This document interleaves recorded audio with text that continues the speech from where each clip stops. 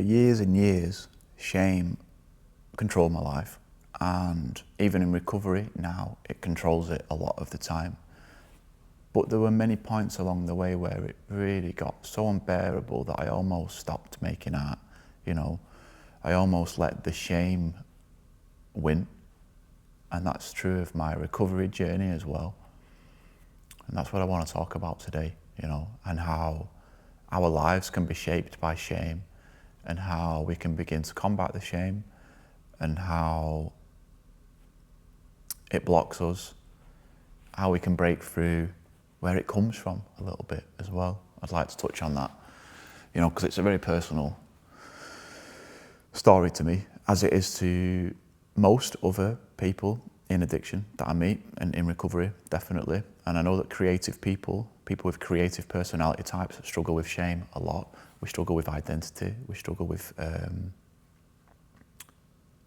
matching those two things up, how I feel on the inside and how I want to be perceived on the outside, or how I think the world perceives me. These are the questions I've always got buzzing around my mind, even now in recovery. So don't worry, it never goes away. Yeah.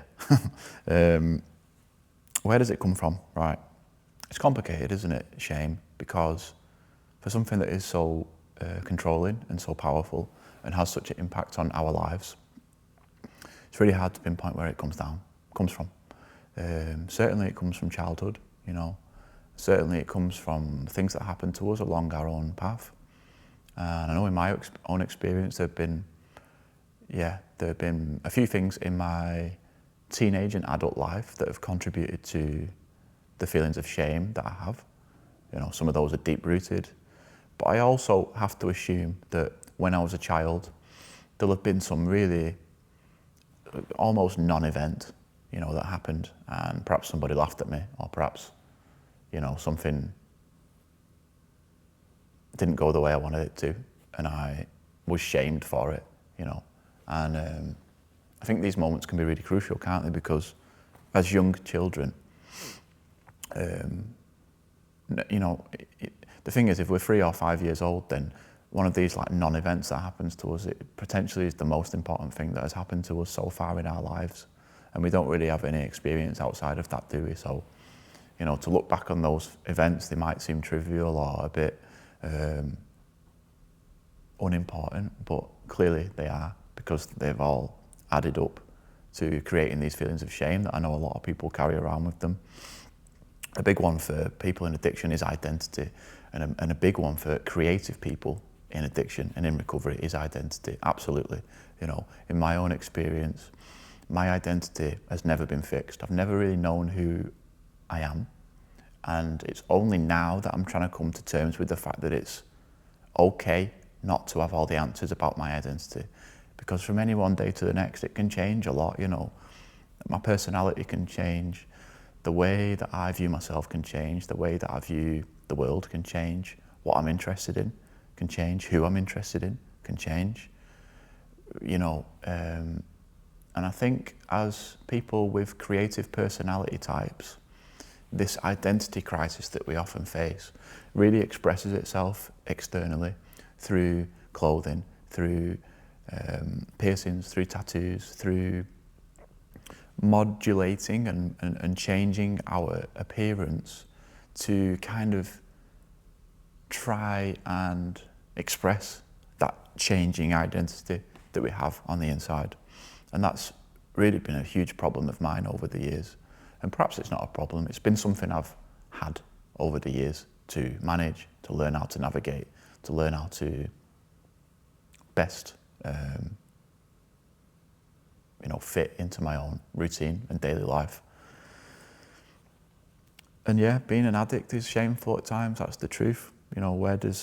Where does shame come from if we're in addiction and we don't have a family who's understanding, if we don't have community around us, if we don't have a network of people who know where we've been, know where we're going, know where we've come from, know the kind of crazy things that we do when we're in active addiction and we're totally out of our minds, then addiction can be a massive source of shame.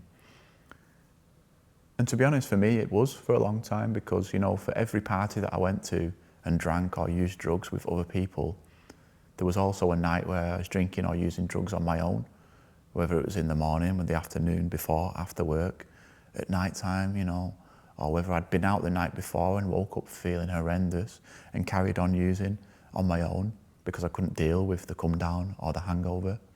So all those feelings that we have in active addiction are wrapped up in shame as well, I think. And, you know, really bringing myself out of active addiction and into the light of recovery has helped massively with those feelings of shame.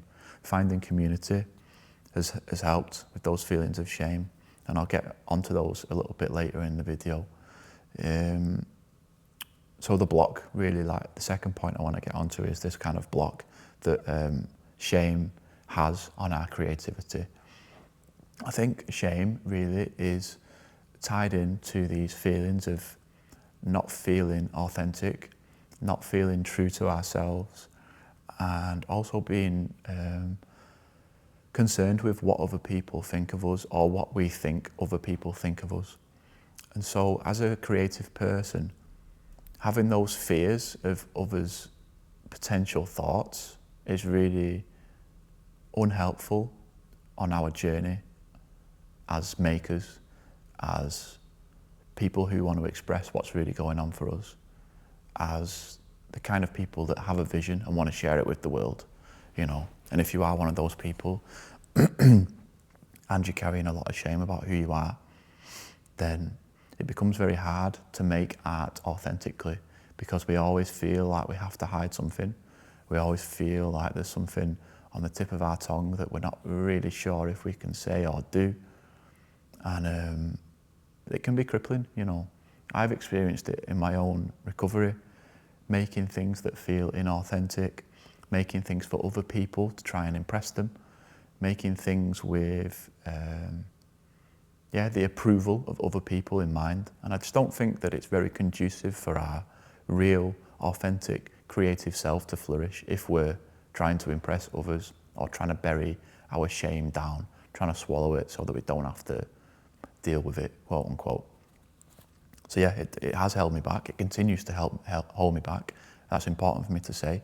You know, I'm 5.5 years into my own recovery journey, and shame holds me back a lot. I know it does. It's something I'm working on all the time. And I'm, always trying to find ways to better deal with it authentically, you know, sharing my experience with others, letting people in, finding my people, you know. One thing that I think, moving on to like breakthroughs and how I've learnt to navigate these feelings of shame as a creative person in recovery, is by really finding my people, you know. And I talk about it a lot, but I have my creative circle, which is amazing. I love it. A network of people who are creative around the local area and further afield. And then I have my recovery circle who, again, love it because they're totally authentic. We catch up with each other, we ring each other, we share our shit authentically, honestly, and we don't tell each other what we want to hear. We tell each other the truth, you know.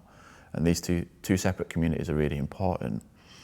But I think for me, shame, I still experience shame in both of those communities. In the creative community, firstly because I don't know everyone that well, so I don't talk about the deepest, darkest secrets of my life to anybody, you know. And in the recovery community, there's not many creative people, and there's not many, again, I hate labeling things, but quote unquote like alternative people, let's say. You know, I'm self-employed, I'm an artist, I'm in recovery, I'm interested in wellness and health and, you know, spirituality, and those people who tick all of those boxes that I like and I'm interested in are not, the few and far between, aren't they? That's just the reality of it, as is any kind of specific one type of person. And so I think to combat these feelings of shame, we really need to find people who get us, people who share the same interest as us, people who really understand where we're at and where we're going. And so finding that community has been a massive breakthrough for me. And it is, again, why I've started making these videos, why I've started the school community, Creating Sobriety, because I want to connect with like-minded people.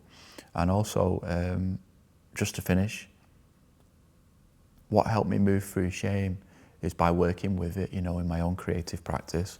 So thinking about what I am shameful of, and then translating that into artwork. You know, we are our own greatest source of inspiration, and I'll keep banging that drum because I think it's really true.